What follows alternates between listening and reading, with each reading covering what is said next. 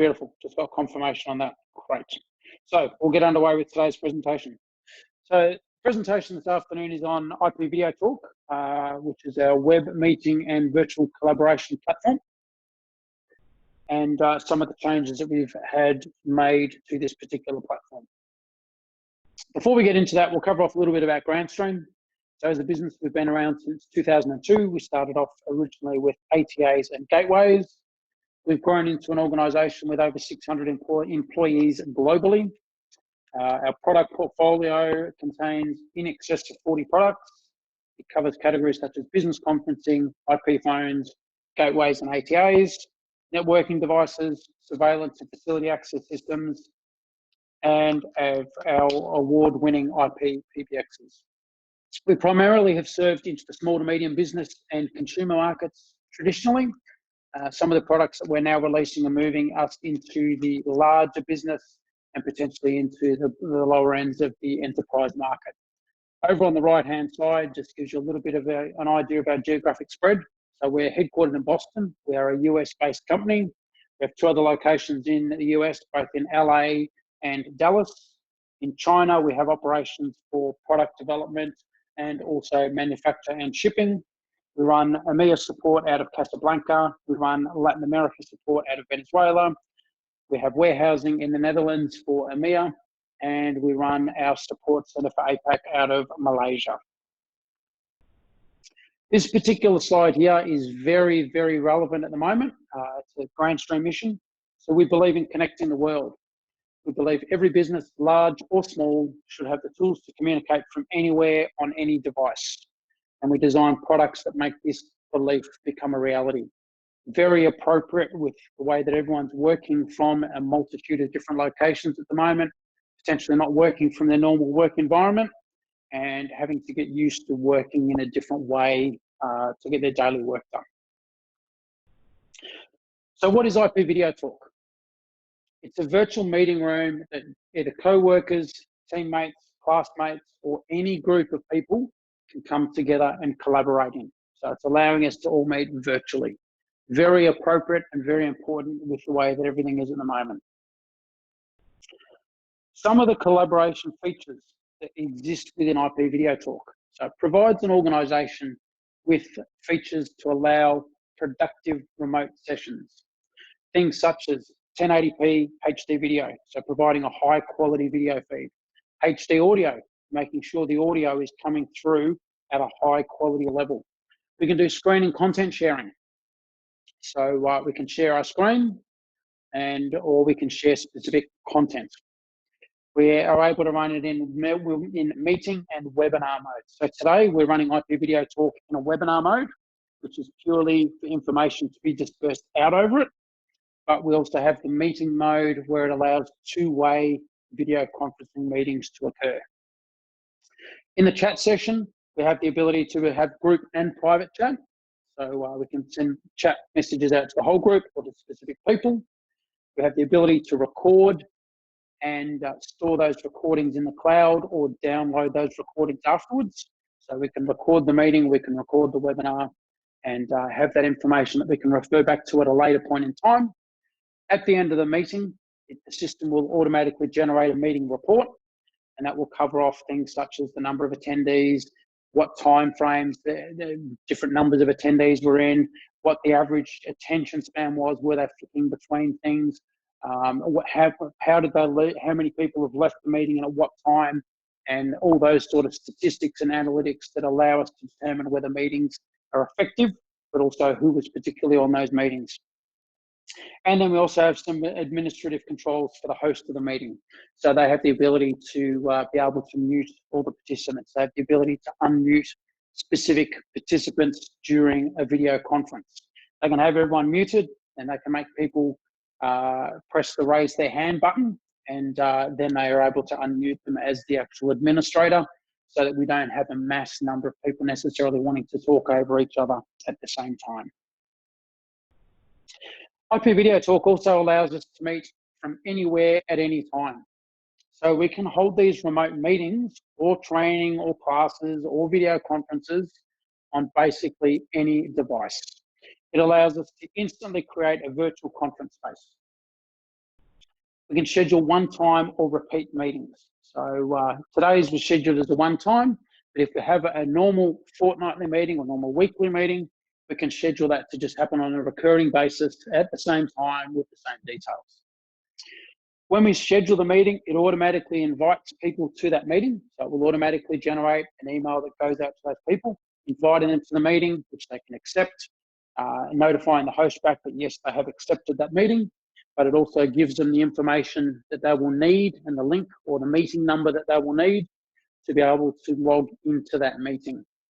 And as part of scheduling that meeting, we can set whether we want an email reminder to go out to people and how far ahead of time we want that email reminder to go out to people. This particular one today had a 15-minute email reminder prior to it. So you should have received an email 15 minutes before this meeting reminding you that there was a webinar to attend. It doesn't require any extra software for desktop conferencing. So it is purely running as a WebRTC-based platform if we use it as a desktop platform. So on our laptops and desktops, we're coming in through a browser. So we're running a totally WebRTC-based meeting, which by its very nature means it is secured from endpoint to endpoint, allowing a secure meeting. If we're wanting to have something a bit more secure than that, we can actually set PIN codes or a meeting password that people need to key in to be able to come into that meeting as well.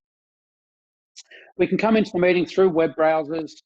We can come into an Android or iOS device. So we can download a specific IPVideoTalk app to an Android or an iOS device, be it our phone or our tablet. We're going to be using it on an ongoing basis. We can utilize it with our Grandstream GVC 3200 series range of dedicated video conferencing endpoints. And we also have the ability for people to come in over VoIP or landline or their cell phone. So we can give in some analog dial-in numbers, or analog. We can give some audio dial-in numbers so that people can actually dial in just purely as an audio participant so they can hear what's going on. Some of the use cases. So for businesses, we could use it to bridge remote teams together anytime, anywhere they happen to be, so long as they have a connection to the internet. It allows us to hold video meetings with clients and customers. So we can do that as a video conference to replace some of the face-to-face meetings that we have. Or we can utilize it within our own businesses for people when they are working remotely from home or out of the office so that they can still be part of those meetings. And we have the ability for people, as we've said before, to attend the meetings on nearly any device and not needing plugins for that. For medicinal, so again, we'll use another example here. So in the medicine field, we can hold centralized staff meetings with online access. So if there are people that aren't on site that day, they can still access in. It can be used for things like telehealth, consultations, diagnosis, check-ins. We can record the meetings so that we have the ability to refer back to them at a later date. So particularly important within this particular field. Education, we can create remote classrooms. So we can do it as a webinar, like we are today, where it is purely just the teacher pushing the information out. They can then use the Q&A session and the raise the hand functionality. They can record the classes that they've provided out to their students, and they can share virtual handouts and share screen demonstrations. So the teacher has the ability to be able to share their screen while they're performing a particular task and broadcast it out to all the students. Or they can share particular documents, or they can bring up a whiteboard functionality where they can actually draw to the students what they're actually trying to say. So similar to like the teacher would typically stand at the front of the classroom and write on the whiteboard, they can do the same functionality to IPVideoTalk, and they can do that as they either push the whiteboard out to the participants, the students, or they can allow everyone access to that whiteboard, which then means everyone can interact with that and everyone has the ability to be able to draw on that whiteboard at the same time. And then obviously they can access reports and analytics about class participation. They can see which students logged in, which ones didn't, how long the students were on for, all these sorts of metrics so that they can understand whether it's actually the class has gone ahead as people would expect it to. Personal training, so we can extend a fitness class to as many attendees as we may wish. They can access it from the comfort of their own home, from their backyard, whatever, so long as they've got access to a device that can connect to the internet. It allows the expansion of a business to remote clients, or in particular at the moment where we're operating in smaller groups of people that can participate in a personal training type environment, we can have people that can be off-site and still participating. And the other thing that we have here is we also have the ability to do live streaming to either YouTube or Facebook. So we can do the live social media sharing, free classes, and we can just broadcast it straight out through Facebook or YouTube, straight out to the masses that may subscribe to either our YouTube channel or to our Facebook page. We'll cover off here a little bit the plans that sit within this platform. So we have a basic free plan. So it allows for 50 participants and 49 video feeds. That's the maximum it will allow. It allows the meeting to run for up to 70 minutes per meeting. We have 512 meg of cloud recording and storage to be able to record and store those recordings in the cloud. And we have the ability for VoIP dial-in. We then step up to the $9.99 a month plan. So this is $9.99 a month in US dollars, charged on an annual recurring basis. So the participants, we step up to 100 participants and 49 video feeds. Our meetings can go up to 6 hours long per meeting. We can run unlimited webinars. We have 2 gigabytes of cloud recording and storage, so we can store more of our recordings in the cloud as part of the platform rather than having to download them afterwards and delete them, so that we've got space for recording. We can do VoIP dial-in, we can do toll dial-in, we can do cell dial-in, and we can set up group accounts and billing. So we can have a whole lot of extra features in there. Then we go to the $14.99 a month. That's $14.99 US a month, again, charged annually. We go up to 150 participants with 49 video feeds. Still 6 hours of recording, unlimited webinars. Our storage goes up to 5 gig. So we've got considerable amount of storage sitting there to be able to store all our recordings. Then what we can do is we can download them and we can share them through to other people as we see fit, and we can send it through to them just as an MP4 file. So easily sent to people and easy for people to be able to watch and review them later on, or share them through their social platforms. With all of those plans, we have a GVC room system package that we can add on. So what it allows is the other plans that we've discussed, they're web conferencing platform plans. So that is based around using purely the web. So we're using a browser through either a laptop or a desktop to run the meetings. If you want to run one of our dedicated GVC 3200 series room systems, which is a dedicated video conferencing endpoint, we add this GVC room system package on. So we can add that package to any IPVideoTalk plan. It will upgrade some features within all of them, and it also upgrades the basic plan, so the free one. The plan for the room system package is $30 a month. Now that is to access the service. The cost of the room system hardware is on top of that. And for that, you would speak with your chosen distributor, or if you're an end customer, you'd speak with your chosen integrator. And what adding this in allows you to create a collaborative meeting room within your workplace that connects to remote employees, remote customers, remote businesses. But you have a dedicated piece of equipment that you may set up in, say, a meeting room or a boardroom. You might want to have 6 or 8 people sit around the table in the office, and then be able to bring in people from outside of the office to be part of that meeting.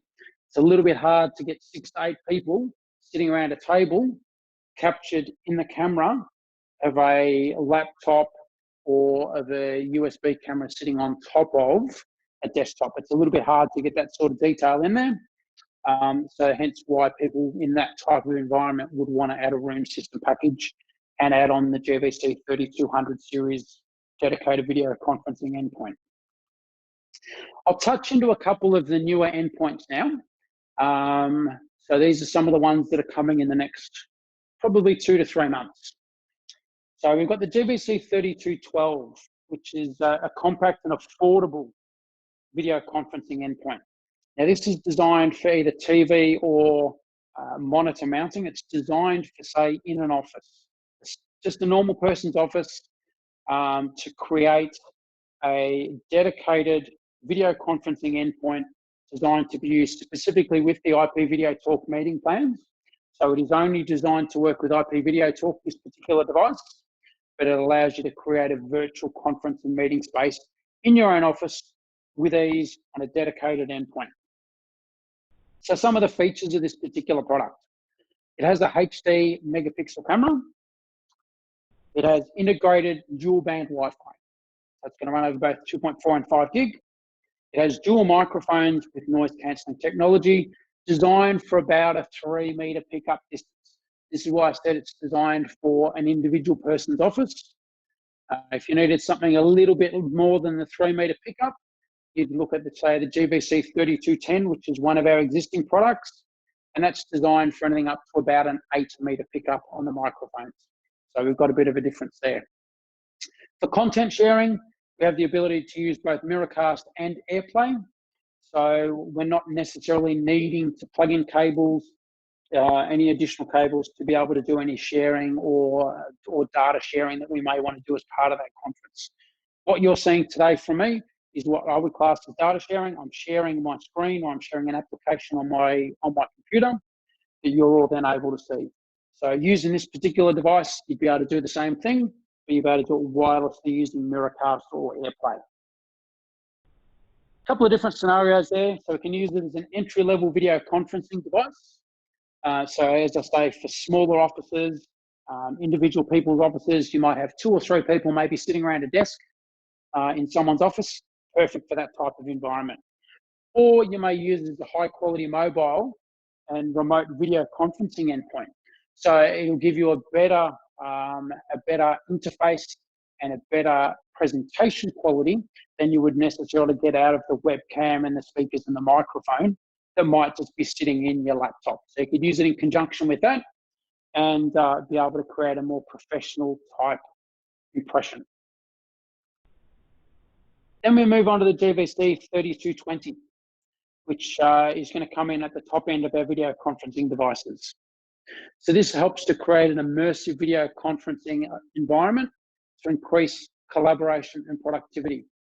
This is going to bring a new level of collaboration to our video conferencing solutions. And the reason for that is this particular product is going to be running Android 9. It has the ability to support up to 4 external 1080p cameras for expanding the video feed coverage. So what it means is if we've got a large room where we might need 2, 3, 4 cameras, we can have those plugged into this device, and we can have multiple cameras watching multiple parts of the room and transmitting in as part of that video conference. So you may want to have a camera focused on the presenter in, say, an auditorium type environment. You may want a camera focused on the presenter. You may want another camera focused on the audience. Or you may want a camera focused on the presenter and one focused on a board that they might be writing on. There's a multitude of reasons why you might want multiple cameras. It'll support external Bluetooth or 2.4 gig microphones. It also has a built-in speaker, although typically you would utilize it in conjunction with either the speakers in a screen, or we will be releasing a box that will allow you to have a multiple input box, which will allow you to have multiple inputs into it to connect into the back of the device. It'll support up to 4K full HD video and up to 5-way 1080p video conferencing through its inbuilt MCU or bridge. You can also utilize it in conjunction with IPVideoTalk, so that then you have the ability to invite people in using any device that they have. It'll support dual band Wi-Fi. It has Bluetooth 5, has 12 times zoom, and it has electronic pan tilt zoom. It has a pan tilt zoom function as well. And there is also some AI functionality recognition which is coming, which will help to identify and focus in on speakers and some other additional functions that will be added in conjunction with that. So very quick overview of around the IPVideoTalk. I guess what I also want to point out here There will be a number of changes coming to the IPVideoTalk platform over the coming months, so keep an eye on that. It is a platform that has significant investment being placed into it at the moment from Grandstream. It is growing exponentially with the usage, and it is one of those tools that allows people to utilize the devices that they have to be able to communicate from wherever they are on whatever particular device they have. So it allows it to fit in very well with that Grandstream mission statement that I had at the start of the presentation.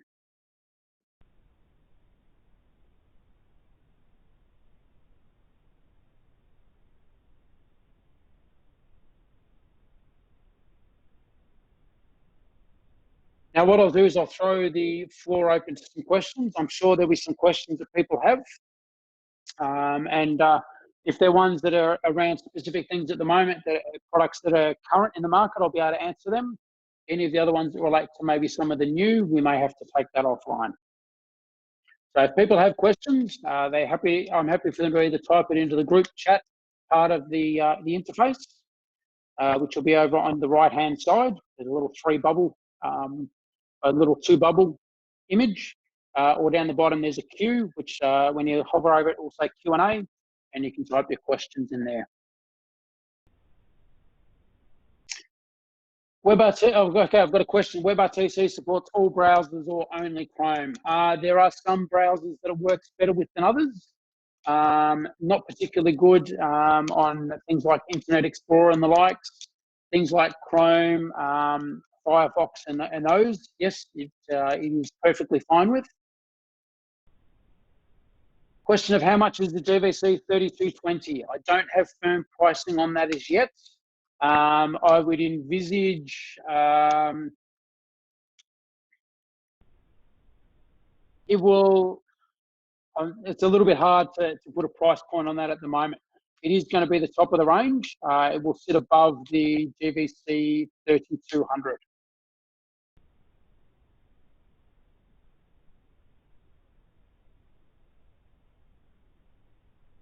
Now I've got a question here of, do you have Outlook plugin? Outlook plugin as far as what are you wanting to do with Outlook?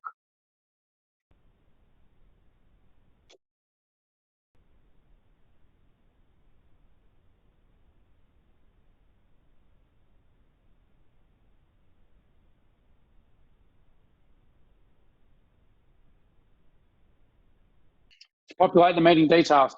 Okay, typically what people would do is they would type the details into the IPVideoTalk interface, which will allow you to obviously populate all the information that you need. From there, yes, when you send out the links, it will then have the option for people to accept them, and then that will add it into their particular calendar platform that they're using, so that it will pop up the reminders, and obviously obviously fill out that time frame in their calendar.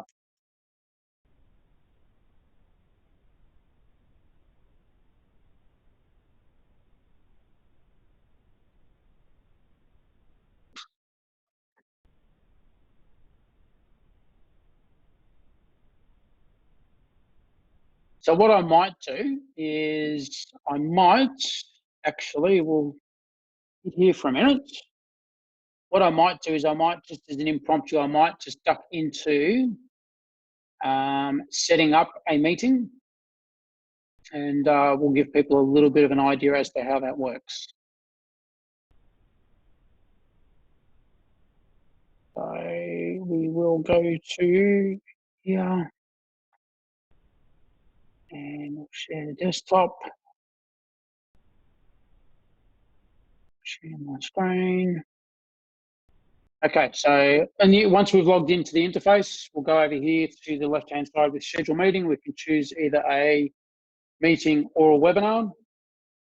Depending on which one we go into, we'll determine whether people are able to have two-way communication through it, or whether it will just be a one-way push out, obviously, if we choose the webinar. For example, we'll choose the meeting. We'll just go into that. And it's going to start to ask us, okay, so if we've got particular devices connected to our plan, we need to choose the plan that we're going to connect to.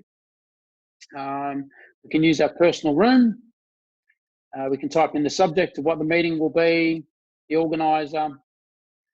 We choose the time zone that we're going to make the meeting in. We choose the start time and the end time. We choose how long the meeting wants to be, how long the meeting will need to be. We can choose whether it's a recurring. So if it's going to be recurring, we can choose on that. And then that will allow us to choose whether it's how many weeks, whether it's every week, every 2 weeks, and so on and so on and so on, whether it's every day, whether it's once a month. We can choose specific days. We can choose the rate or the range of when it starts and when it finishes.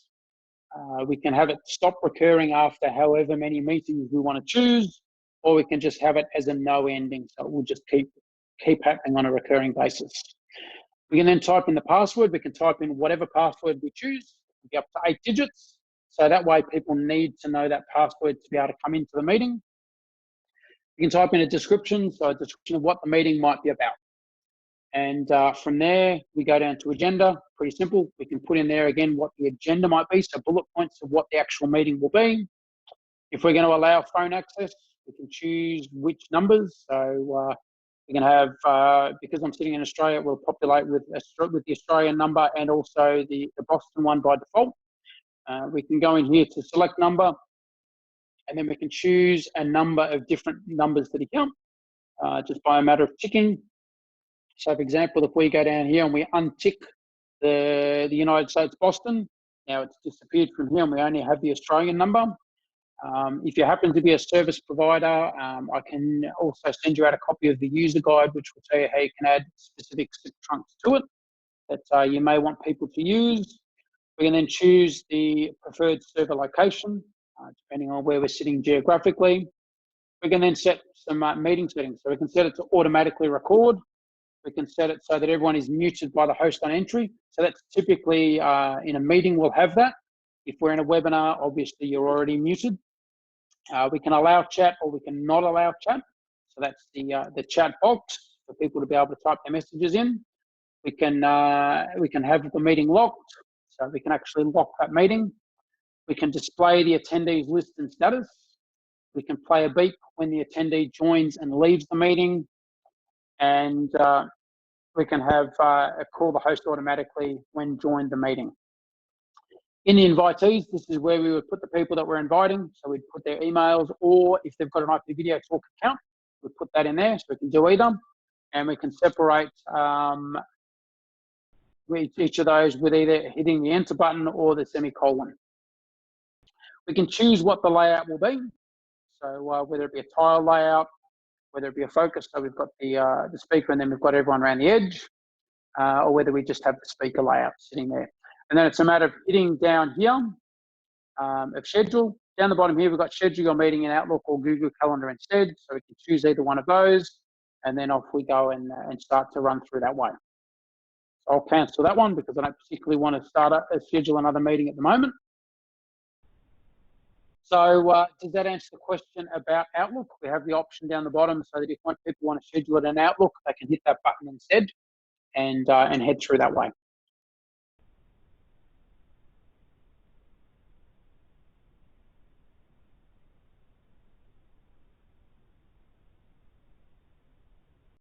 Okay, now I've got another question of the GVC 3200. You said $30 a month. Is that a room license? That is actually, I guess it is a little bit like a license. It allows you to connect your dedicated room system device to the platform. So that's allowing that device to be connected. It doesn't cover the cost of the device. That is a separate figure that you would typically purchase. Yes, IPVideoTalk can interface with SIP devices, so it'll support SIP interface as well, so we can do that. Any other questions?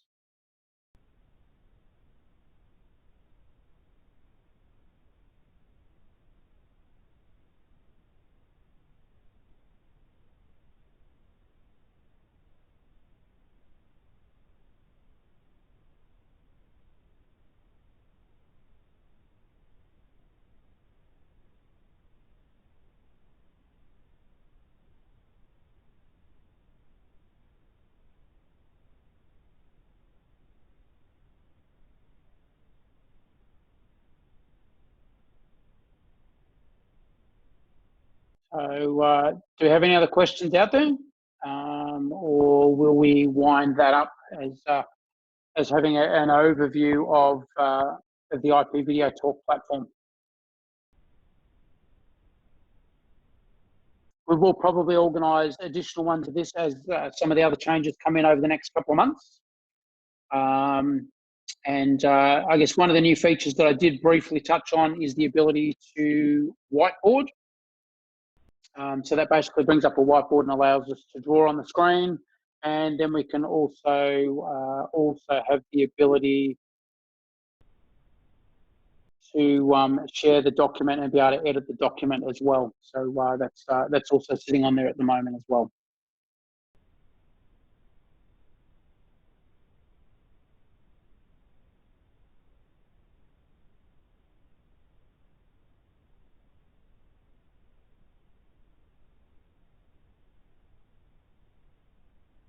No further questions?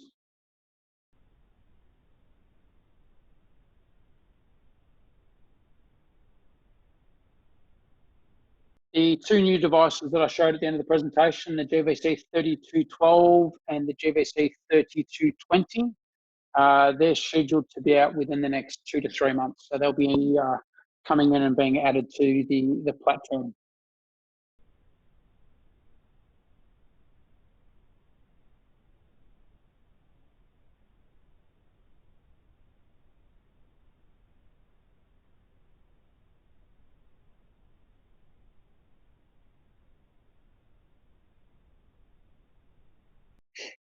No further questions.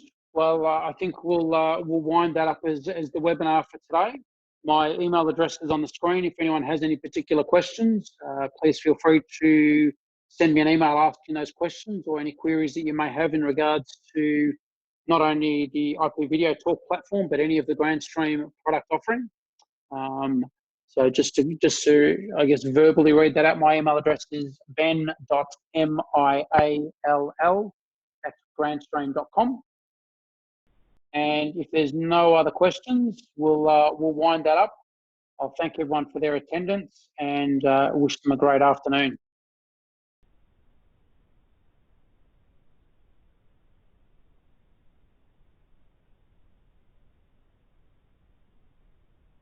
Thank you, everyone, and enjoy the rest of your day.